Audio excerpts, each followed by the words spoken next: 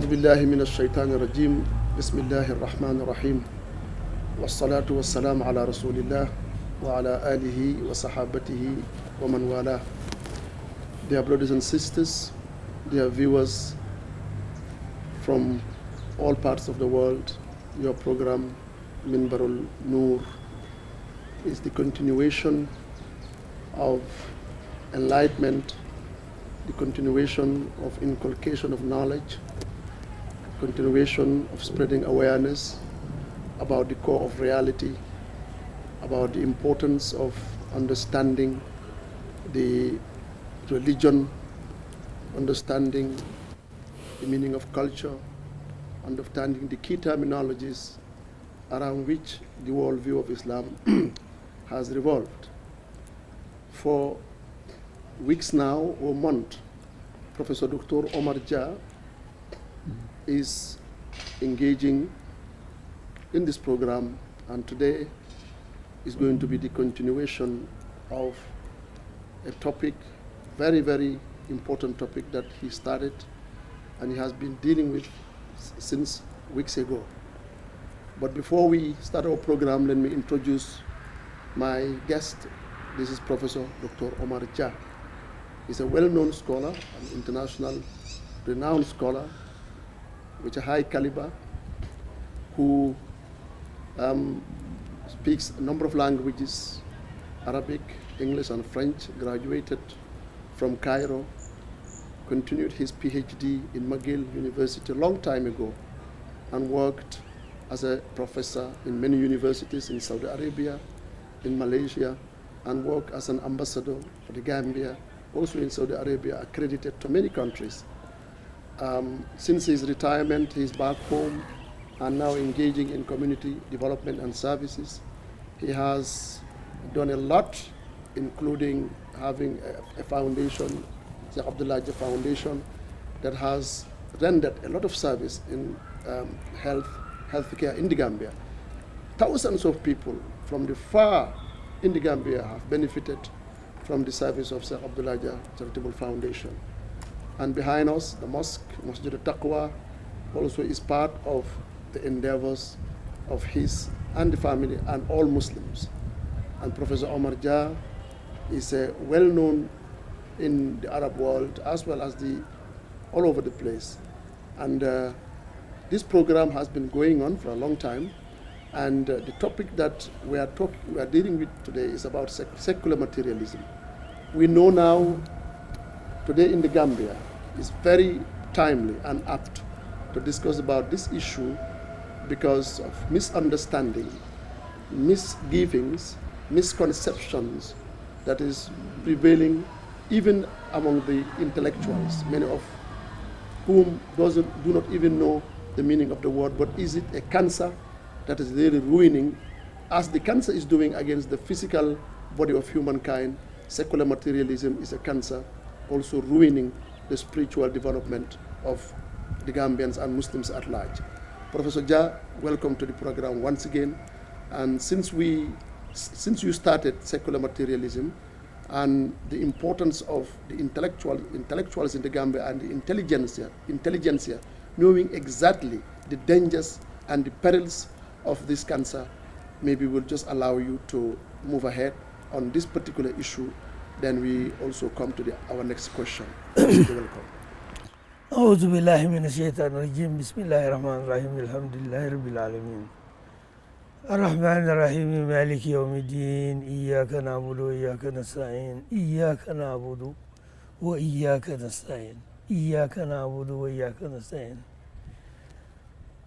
صلى الله على سيدنا محمد وعلى آله وصحبه وسلم. Viewers and people who are listening to us and seeing us for the first time delivering these lectures in English, it is not because we've not been discussing it in Wolof, but I think we would like to communicate with the whole world, not only in Gambia, but in Africa, in the whole world. And there are a number of people who don't speak the local language we have been using now. Thank you very much, Omar, for this introduction. And I think it is very opportune that we engage ourselves in intellectual, enlightened discussion to discuss issues that affect us, which many people don't seem to understand it. And I'm very happy you use cancer. What cancer does in human body is what secular materialism does in human society. Yeah. So since we know cancer, the origin of cancer is very simple. I was talking to Dr. Abu Bakr the other day. He told me cancer is nothing but the cells, the multi-cell that compose our body. Each cell has a function, and if one of the cells fails, collapse, if it is not removed, it will affect the other cells. It goes on until many of the cells collapse, don't do their job. This is cancer. From a medical point of view, this is what he told me. And I know very well, we are going to discuss it later, that our body, the organs in our body, every organ is composed of multi-cell organism. The heart, the kidney, the lung. Abu Bakr told me that every organ has a number of cells to function. If one of them or two of them collapse, that organ itself will not be functional. So in society, it is our organizations, our plans, our concept, our understanding to lay down the system that is functional. If one part of these organs suffer from any dysfunctionality, it would affect the whole body. To go now to the topic, we have been discussing it very well, and I think many people have an idea about what secular materialism means.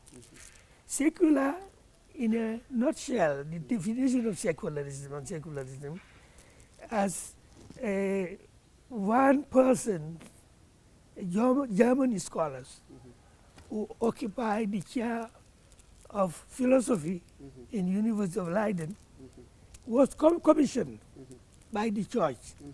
When the idea was spread throughout the world, starting from what we call the Vienna Circle, and I think, Omar, you are very aware of Vienna Circle.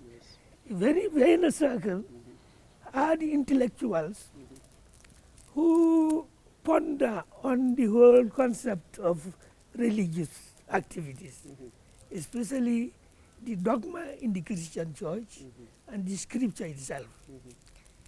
And they, through the Enlightenment period, which led European intellectuals to the period of scientific revolution, down to industrial revolution, they have a difficulty to understand that in Christian church, of course, there is a concept of God.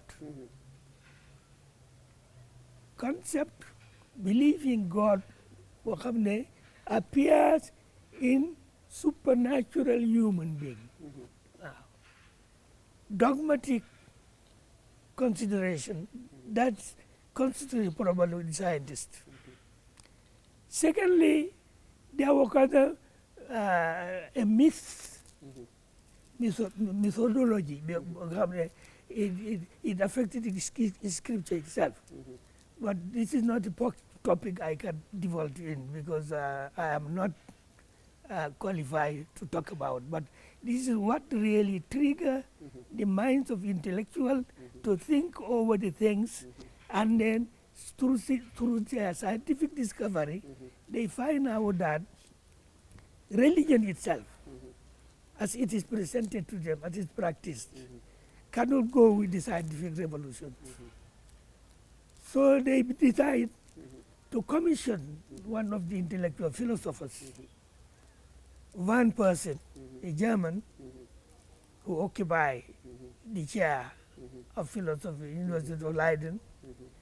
They asked him to define what secularism means. He said it's a deliverance man from force from religious and metaphysical control over his reason and language. This definition gives you the idea that secular aims at divorcing man, his language, his reason, his activity from anything called religion. So secular means a drive and an intellectual, philosophical program that will separate man, his mind, his reason, his language from religion and metaphysical control over himself. Metaphysical control, of course, is very important for us in Muslims. Yes. Because metaphysical control, metaphysics, is something is called in Arabic ghaibiyat, is unseen reality. If you free mind, human mind, from believing in unseen reality, ghaibiyat, so you are teaching him to free himself from God, Allah, is the Mabdal Iman, the principle of Iman, which is believing in Allah, Malaikatihi, Kutubihi, Rusulihi, wa bil akhir, Qadri, Ghairi wa Sharri. These are unseen reality. The secular try to free you, separate you completely from Allah. And we believe that Allah himself, whatever you, how you define it, we believe that Allah is the one who created the world. If you separate human being from his creator, means that you are destroying him without really. When we go to materialism, materialism is the crux of the matter. People define matter wrongly. They define matter as an element which is indestructible. It's there, but it's going to be there forever, will not be destroyed. Here we have a problem. The problem is that the material world we live in now is unchangeable, and what exists today may not exist tomorrow. There was time it doesn't exist, and the other time will come, it will go. So if you tell me matter is destructible, you are really making a great scientific mistake. That is why I think if we define secular materialism, of course materialism, from a practical point of view, not only they define wrongly, but the matter is what we live in. We are part of matter. You, myself, we are part of matter. This tree is growing, is a part of matter. The earth we're living on is a matter. The sky, heavens above us is matter. So what is matter? But matter from a sociological, economic, political point of view is materialism is defined as individualism, utilitarian, and consumerism. These are elements that we live in now. And the people, when they have been divorced, separated from Allah himself, they take materialism as their own God. It is a material development now, in all aspects. In fact, there are people who define society with capital S, because it's a God now. Yes, it's a God now. And that is materialism. We are referring when we talk secular materialism. If materialism become your God, secularism separated from real God, and then you are living under the aegis, under the power, under the direction of secular materialism. Thank you very much. It seems to me now the idea of divorcing Allah, at least God, from reality is something that Shaitan, from the beginning, was designing. And it seems to me now, even the claim, those scientists that now talk to the religious people then, the Christian church, and overreacted to what the Christian church did. I think they were just happy finding church doing that. Exactly. Because it was in themselves. And I can understand from your very informative introduction now that sometimes even in Islam, when you don't understand your religion itself, the lack of understanding of religion, like it happened in the Christian church, it is sometimes happening in Islam, a lack of deep understanding of your religion will push you to the extreme and also give the other extreme also justification to really spread what is a very false and falsified Exactly. So now you have talked about them very attached to matter, and they don't know now that there are only two things. There is Allah and other than Allah. Other than Allah is time, space, and matter. Time, space, and matter are created. Time is created, matter is created, space is created. And these are the characteristics of matter. And these are the characteristics of Allah. Time, space, volume. You see?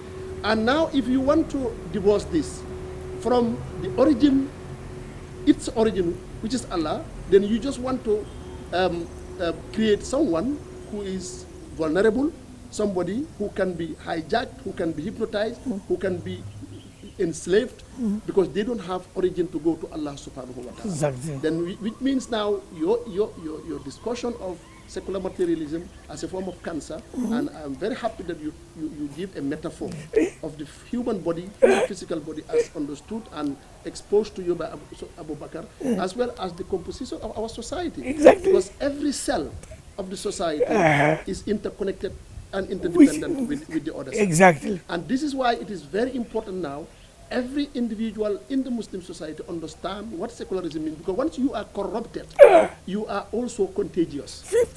Contagious to the other. You are also contagious to the other. Now, this leads me now to asking you, now if they try to divorce matter and space and time from Allah, and we know now matter cannot exist, and they talk about that matter, that it keep going, and nothing can destroy it. And if you now want to divorce time, space, and matter from Allah, then how do we now connect Allahu Nur Samawati wal Ard?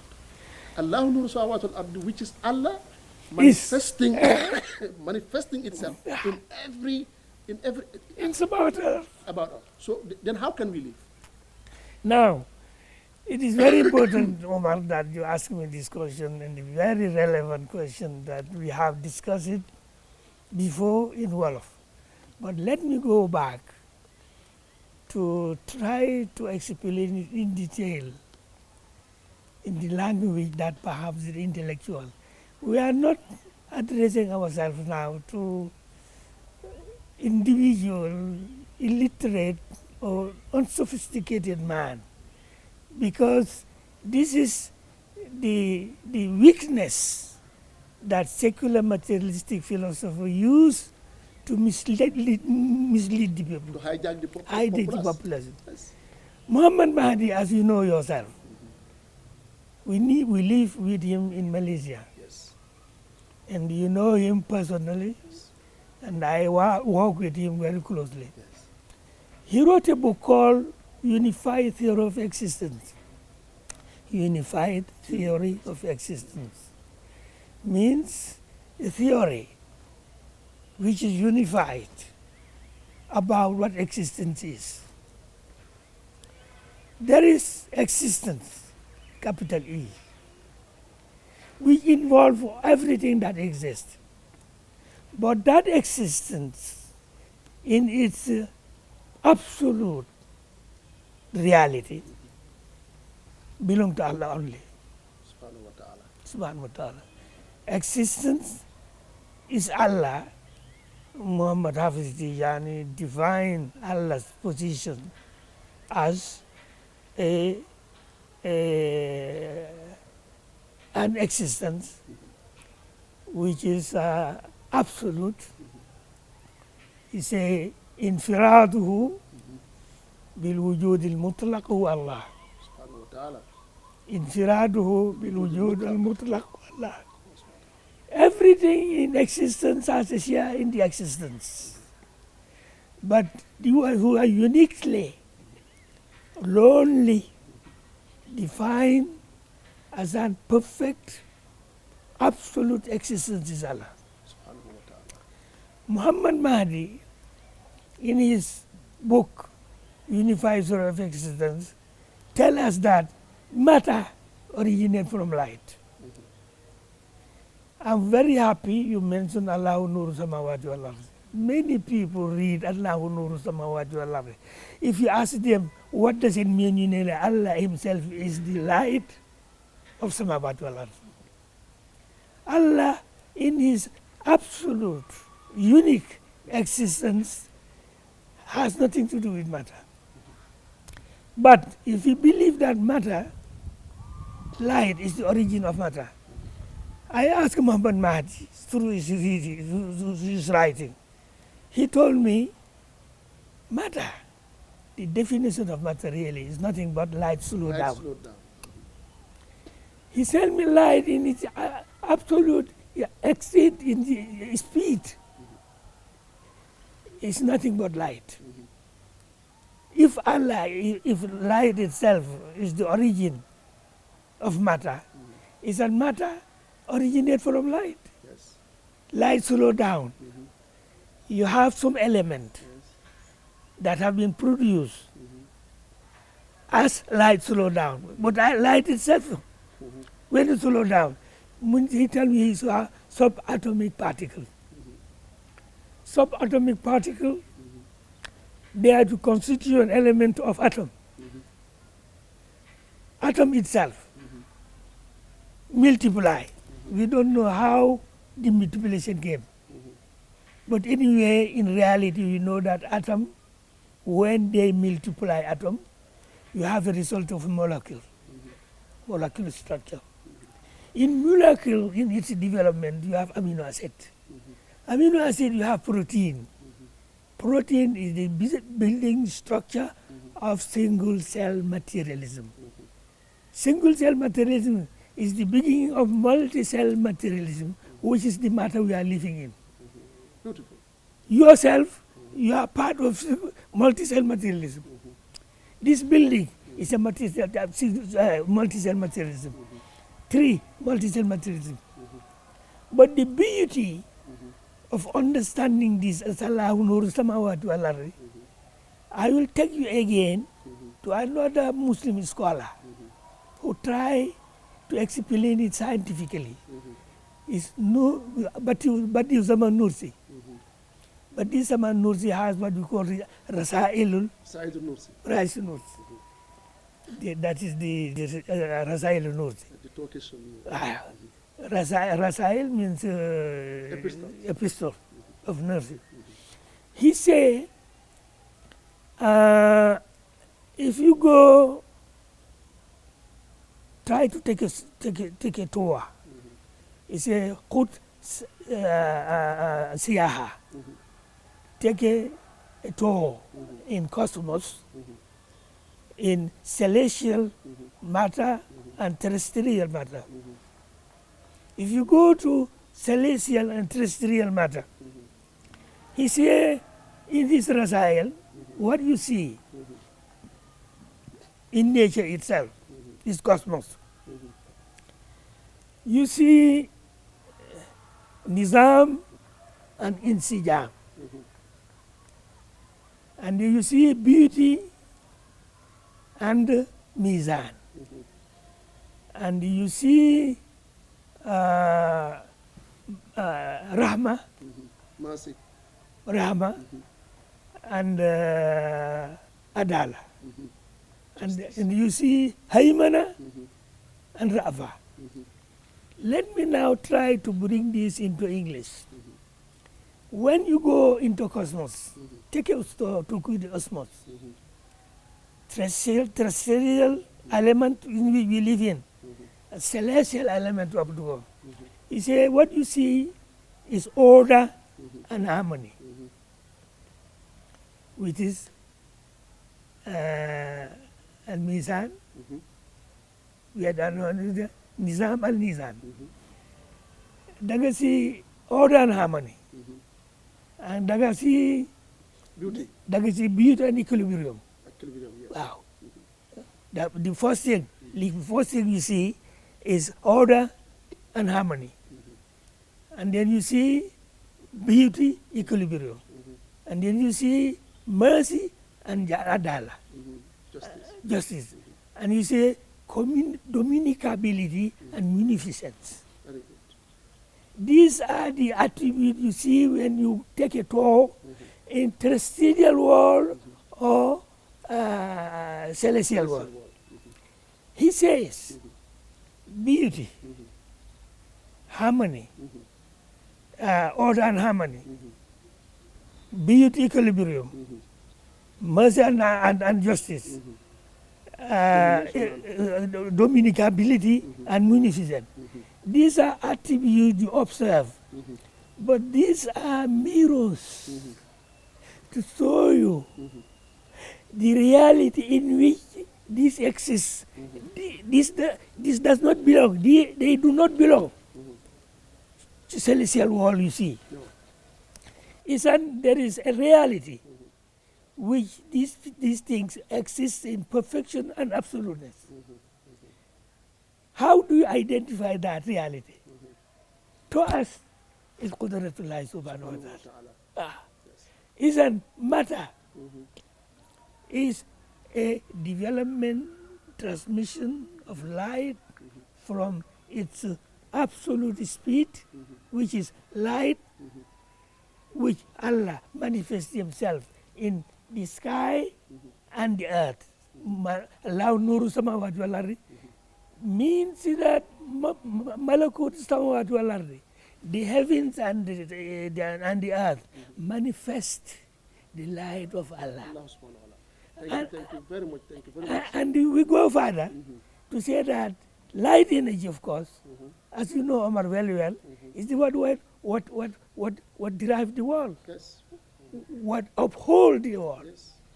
What exists is station, and what is floating is derived, controlled by light energy. Yes. It's a light energy, scientifically. Yes. It's Allah Himself. Yes. Thank you very much, Excellency. I think you have touched a very important point. You have discussed a very deep intellectual like Muhammad Mahdi, and our meetings with him in the past has really taught us a lot. Exactly. And when he told me one day, look, Omar, I said, yes, the way you can understand it, he said, if you take this table, he said, when you look at the table, as you understand matter, the table is matter. You see the table with four corners. He said, but if you take this table and throw it with a big force, and it goes to the speed of light, this very table becomes everywhere at all times. Exactly. Because it becomes light. Yes. Anything that goes at the speed of light becomes at all times, anywhere. It's transmitted It's transmitting. to light, Yeah, to light. to its origin. Yes. Meaning now, this particular table that you see very hard, the moment you throw it and it goes to the speed of light, then it turns into light and it is everywhere at all times. And the light, Omar, Yes. Muhammad Mahdi identified this world as dynamic. It's a dynamic, inseparable energy pattern. Everything is connected with everything. What really holds in everything is light. This is the light of God. Dynamic energy of inseparable energy pattern. So, if we don't be aided by the light of Allah, we will not see how Allah manifests Himself in the material In world. fact, you don't exist. In Exactly. the first place, you don't exist. Exactly. Okay. Secondly, your point on when you talk about Nursi, is also important. It occurs to me when Allah says, Ar-Rahmanu allama al-Quran. خلق الإنسان علمه الشمس والقمر بحسبان. والنجم والشجر يسجدان والسماء رفعها يا ووضع للميزان الميزان ألا تطغوا في الميزان. You see, the celestial bodies, they are so in harmony that if you want your life to be in harmony like that, look at them. الرحمن علم القرآن خلق الإنسان الشمس والقمر بحسبان. Harmony. والنجم والشجر يسجدان والسماء رفعها ووضع الميزان ألا تطغوا في الميزان. So then, if you want your life to be meaningful, if you want your life to be resourceful, you really have to attach to metaphysics. To metaphysics. Metaphysics. If you go to pillars of Islam are four: Islam, Iman, Ihsan, Marifat al-Amazah. Islam is an action. But what matters is Iman. What Iman is metaphysics. Yes. If you don't metaphysics, you don't know Allah himself. Allah is the reality which you cannot see, you cannot touch. But the philosophers, because of their ignorance, they say any reality can only be established by verification. You have to verify by your reason and experience. They don't recognize a reality as a reality unless you subject it to the verification of your reason. Reason, Omar. Everybody has his own reason. If reason is not guided by revelation, the reason will come down to exactly what Iblis requested from Allah subhanahu wa ta'ala when he refused to obey his own injunction, his own instructions, sujud Adam. Allah doesn't mean you prostrate for Adam. No. Allah wouldn't allow anybody to prostrate for anybody. But recognize, understand, listen to secret I gave him so that you will benefit. Iblis said, Fabi Izzatika. Translate that in English. Fabi Izzatika, by your power. By your command, by your power. Yes. You see? Illa ibadaka. Al-Mukhlasin. Mukhlasin. What's Mukhlasin? No, Al-Mukhlasin. Let the people understand Mukhlasin and Mukhlasin are not the same. They are not the same. They did. They are the guided people. You have to be guided. Those who are guided people, Iblis has no way on them. So the point that Allah tells us, and in fact, Muhammad Mahdi, I forgot his name, his Christian name, his name. It wasn't Muhammad Mahdi. No, his name is a Christian name. In fact, I got his name last year too. When I was in America, I Googled, his theory of unified theory. When you Google it, you will find it. His Christian name. Oh, yes. And it's in his name, Muslim name. Yeah. He adopted this Muslim as Muhammad Mahdi when he read Allahu Nuru Samawati wal Ardi. You see, he's an astrophysicist. But he could not understand the system. And then he read Allahu Nuru Samawati wal Ardi. And the whole thing boiled down to the things that when Allah reduced the speed of light, then matter came into existence. And the matter, as all scientists agree, it started from subatomic particles to atoms. Amino acid to molecule, and then you come to protein. And the protein is the building structure of single cell materialism. That is why, Uncle, now even those that are invoking secularism, what they don't understand now is that even scientism in the past, modern science already collapsed. Yes. Because since the split of atom, because before the split of atom, scientists believed that they had control over existence. Exactly. But they believe now, since everything composed of atoms, me and you and everything, and then they thought they had a monopoly of atom. its property, its movement. They thought now they had the right to exclude religion from discovering the truth. Exactly. After the split of atom in the 60s. Exactly. Now the subatomic particle became so unmanageable. Now they themselves now confused. That is why now they are now living what we call the era of construction, deconstruction. Deconstructionism. Now I think this is what they have to understand now. Even the evidence now they are producing, all this argument that they are producing is already gone. Why? Because the era of scientificism has already gone. Exactly. Now we are in quantum physics, quantum mechanics, where the subatomic particles cannot be controlled even by the scientists. No. Then religion is telling the truth. Even Omar, the question of light slow down. One of the professors from Nigeria told me, it is that I understand how light energy works. Yeah.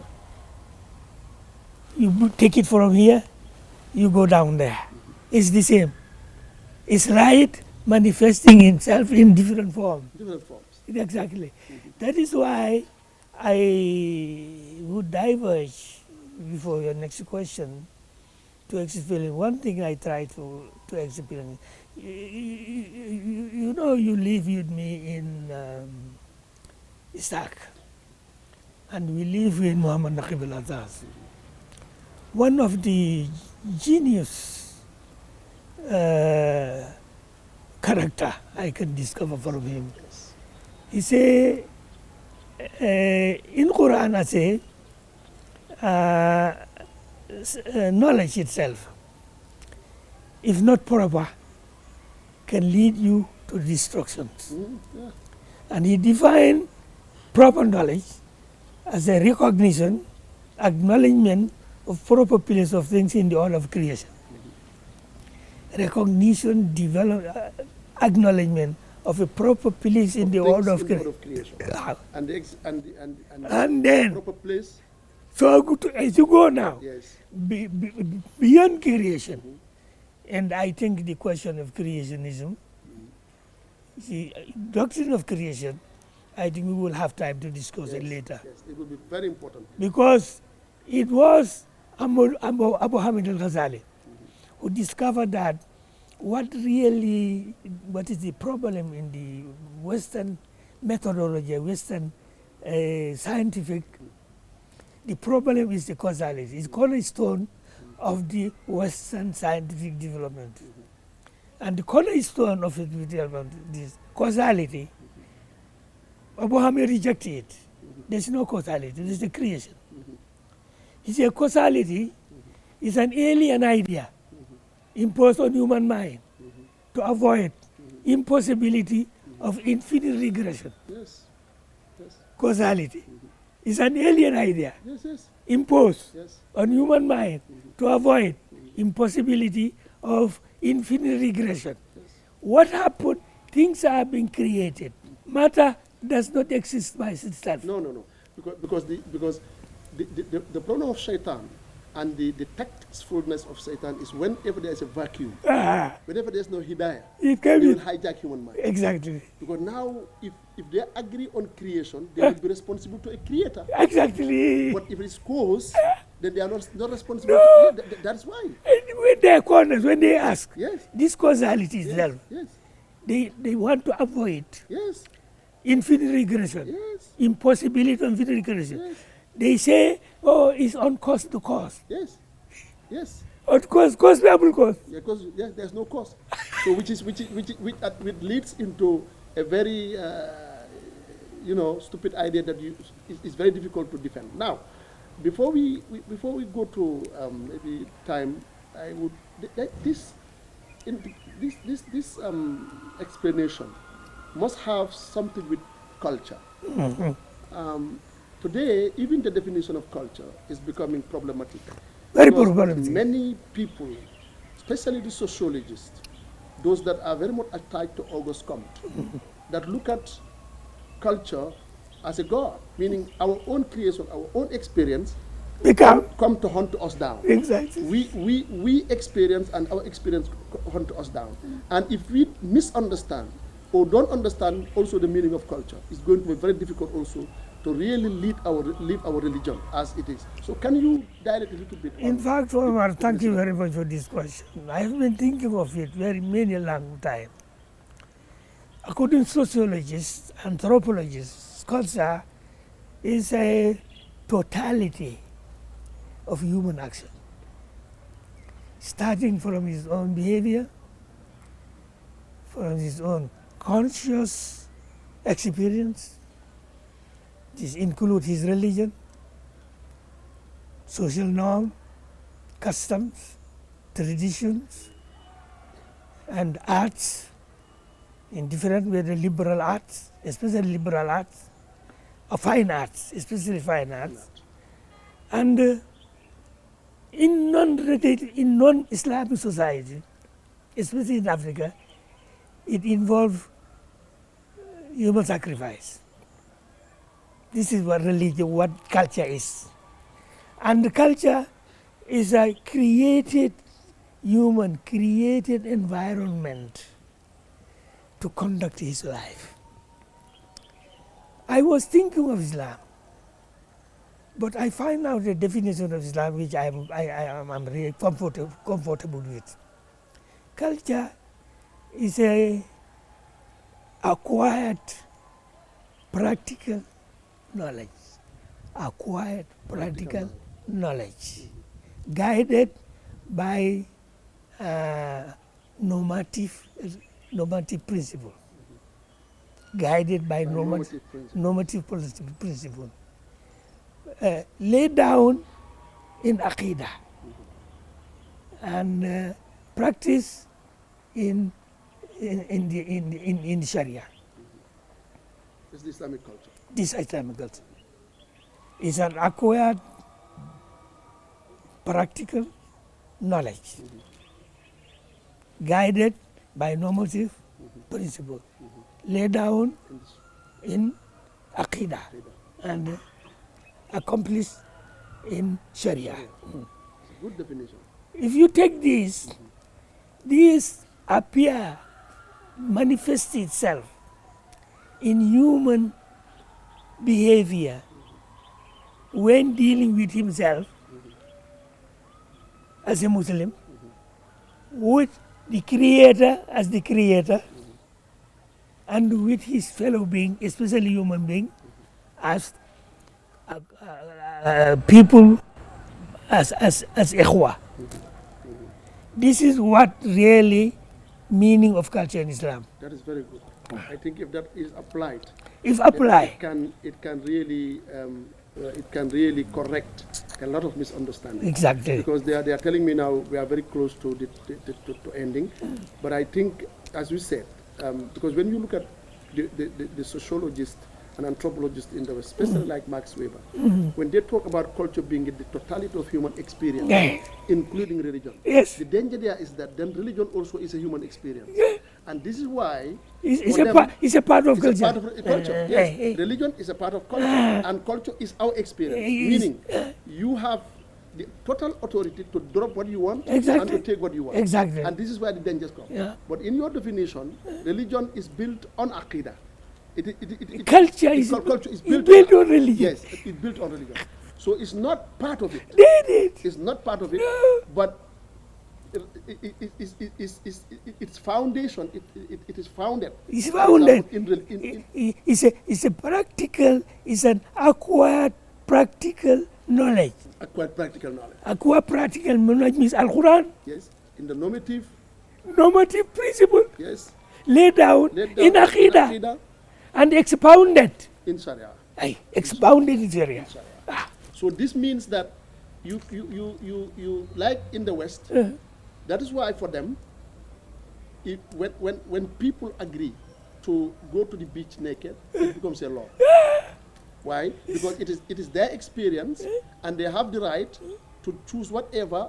Because there is no guidance, there is no there is nothing protecting them from doing whatever they want and turning it into law. And it is the culture they created by themselves. By themselves. So I think it seems now that we have been informed now that the time is up.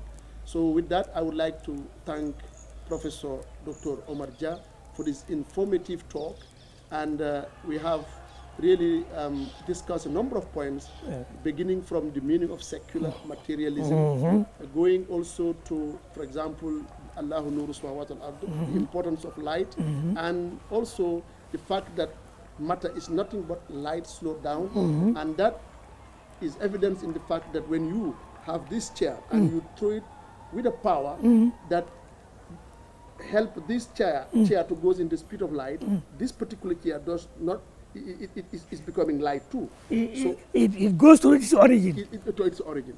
And thirdly, you also discuss about culture and the dangers of the misconception in culture and its negative impact on the society. And if we are to recreate our society to reflect the Prophet Muhammad sallallahu alaihi wasallam and the teachings of Islam, we have to recreate that definition that is going to be a fountainhead from the light of the Prophet Muhammad, from the Quran and from Aqidah. So I think these are the very important points that we can deduce from your discussion, and we thank the viewers and we thank our listeners and give you another appointment, inshallah. Next week. Yes, next week. We'll continue this. We will continue, inshallah, on culture especially. And this is your brother, Dr. Omar Jah Jr., was hosting Senior Professor Omar Jah Senior. We thank you all for your attention and see you next week. Wassalamu alaikum wa rahmatullahi ta'ala wa barakatuh.